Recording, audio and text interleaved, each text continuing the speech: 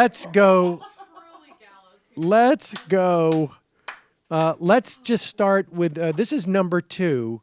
And this is more of Donald Trump's, I guess, dystopian vision of America. And I also want to point out something. I don't think the gold curtains has been a traditional color that presidents speak in front of, but now that seems to be. I asked Matt yesterday just to make sure. Yeah, like gotta class like up I think the the White first time I House. thought that, I was like, God, man, I got to get a new TV. Where are the gold curtains? We need to have a classy operation here. He's going to come out with a purple cape after this. But here is his dystopian view of America. We've directed the creation of a task force for reducing violent crime in America, including the horrendous situation, take a look at Chicago and others, taking place right now in our inner cities. Horrible. We've ordered the Department of Homeland Security and Justice to coordinate on a plan to destroy criminal cartels coming into the United States with drugs. We're becoming a drug-infested nation. Drugs are becoming cheaper than candy bars. We're not going to let it happen any longer. All right, so I can't tell if he's saying we've got to raise the price of drugs to make it a little bit more profitable for the cartels. My friends in the Gambino's family are having their profit margin squeezed on 8 balls, okay? I mean, of course, there's no, Cliff, there is no data to support what he's saying except for the huge rise in opioid addiction, which is not the criminal cartels which are driving this. No, although it's doctors in places like pharma Appalachia, companies. Ohio, So, I mean, and on some Kentucky. level, you could say that. I mean, when a pharmaceutical company dumps in like 400 opioid pills per capita into West Virginia, yes, that is maybe way more than that. Yes, maybe I'm understating that. I mean, No, that, there's an article, and I think it was the New York Times, of Clay County, Eastern Kentucky. yeah, that's what it is. And it basically talked about whether 25,000 people in the town or something like that, and there's like 1,100 places where you can get like opioids, OxyContin, or whatever. I mean, we know that, and I'm trying to remember.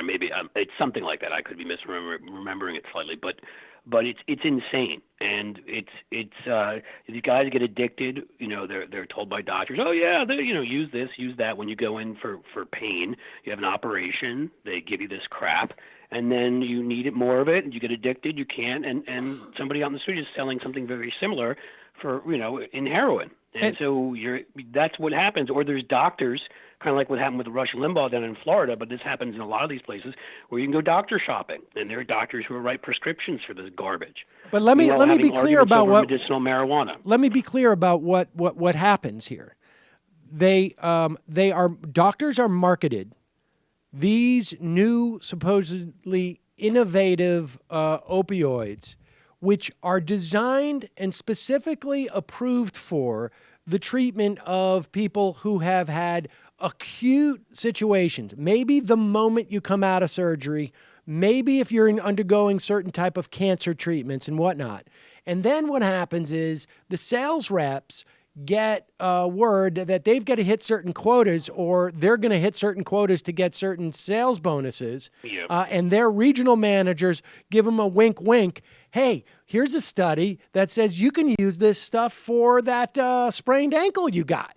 And so then they start handing these things out in the same way that they used to hand out extra strength Tylenol, essentially. And of course, you're going to get far more addictions. I mean, so that's the fun. And simultaneously, as Donald Trump is up there talking about trying to shut down the cartels that are bringing in this stuff.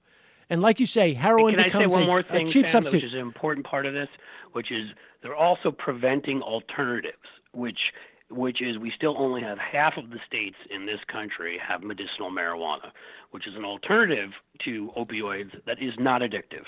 And And- yet everybody freaks out. Oh my God, you're going to legalize that? And they're handing out OxyContin. Meanwhile, A scandal. in Congress, as he's speaking, the House Judiciary Committee Chairman Bob Goodlatte is in there trying to weaken the ability of Americans to sue these drug companies under class action lawsuits for this very practice of, And many of whom off-label quite clearly sales. knew these things, the addictive nature course. of these. I mean, the tests were showing. I mean, you can find.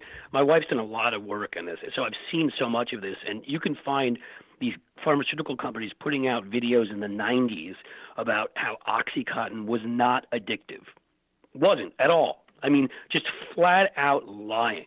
They have addicted, God knows how many people they've committed what I think is tantamount to murder, and they've gotten away with it. It's sickening.